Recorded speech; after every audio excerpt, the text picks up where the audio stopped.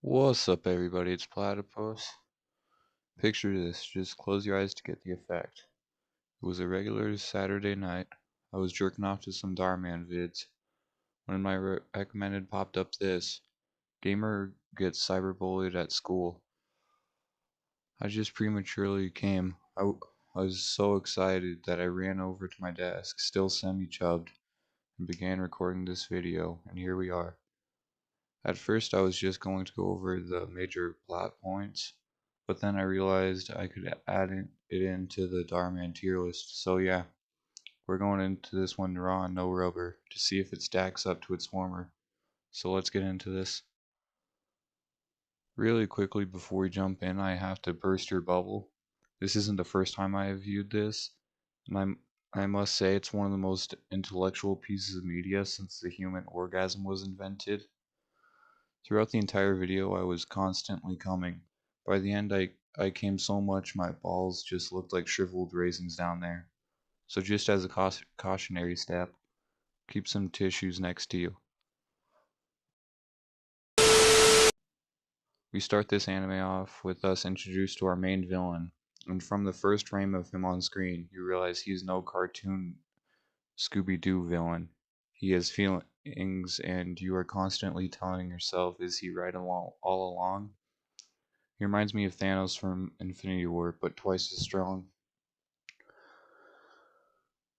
Then, as our main protagonist begins talking with some side characters, you then realize how well Darman writes his dialogue. I feel like I've had these conversations like this with my friends. And then our antagonist makes fun of her, and the audience has to hold in their deep-seated anger towards this animal.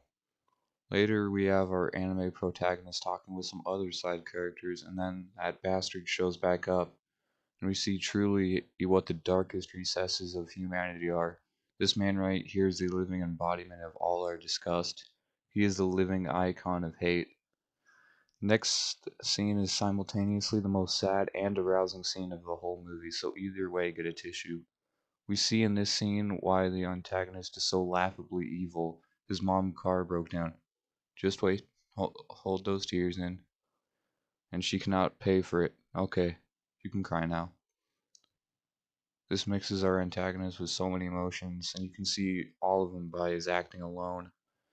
This then drives him into when our protagonist is streaming with a hooker that she met. Our antagonist says that you suck in her game chat until she breaks down while streaming.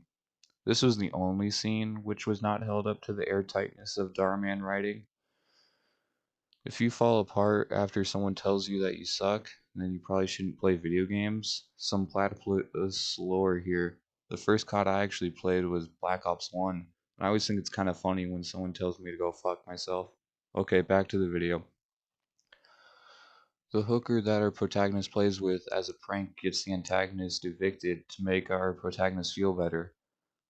And they are about to film their sadness, but somehow feel bad out of the kindness of their hearts, and buy the apartment back and give it to them. Easily second saddest scene in the video and the second saddest scene ever recorded. Easy S tier, greatest piece of media ever recorded. See ya.